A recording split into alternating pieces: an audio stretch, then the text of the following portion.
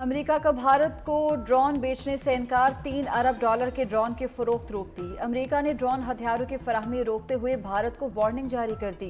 ठीक है।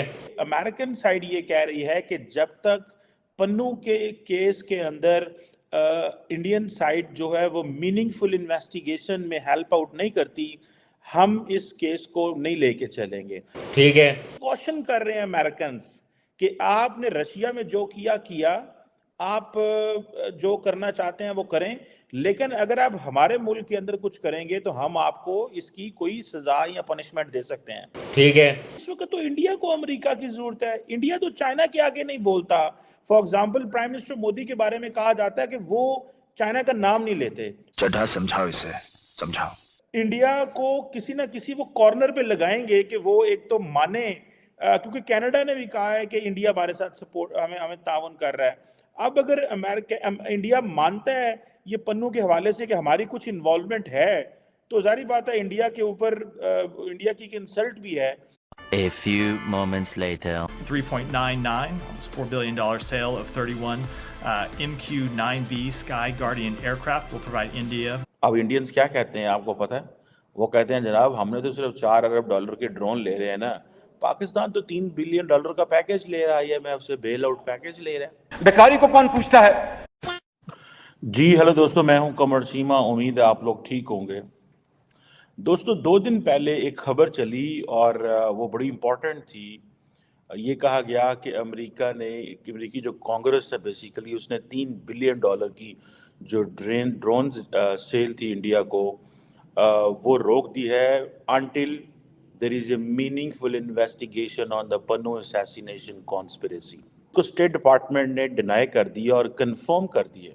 उनकी जो प्रेस रिलीज स्टेट डिपार्टमेंट की जारी हुई है 1 फरवरी 2024 को, जिसका टाइटल ही ये था India MQ-9B remotely piloted aircraft. और स्टेट डिपार्टमेंट ने ये कहा है कि there is a determination in approving this possible foreign military sale to the government of India, जिसमें ये MQ-9B जो रिमोटली पायलटेड एयरक्राफ्ट हैं, इस हवाले से जिनकी तकरीबन कॉस्ट $4 बिलियन है, $3.99 बिलियन, बहुत बड़ी कॉस्ट है। अगर this is a big money for the Americans. So कई लोगों का कहना यह था कि नहीं, अमेरिकन्स ये स्टॉप नहीं करेंगे। उसकी वजह ये है कि अमेरिकन्स को एक तो पता है कि बहुत बड़ा पैसा है, secondly there are so many other ways to pressurise India अगर अमेरिका ने करना है on the Pannun incident. So ये चीज़ जो है वो नहीं है।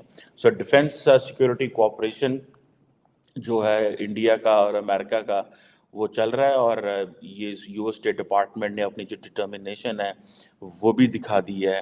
अर्लियर ये शोर मचा था कि जो ये 31 MQ-9A Sea Guardian and Sky Guardian drones जो हैं ये इंडिया को नहीं दिए जा रहे until and unless there is a meaningful investigation।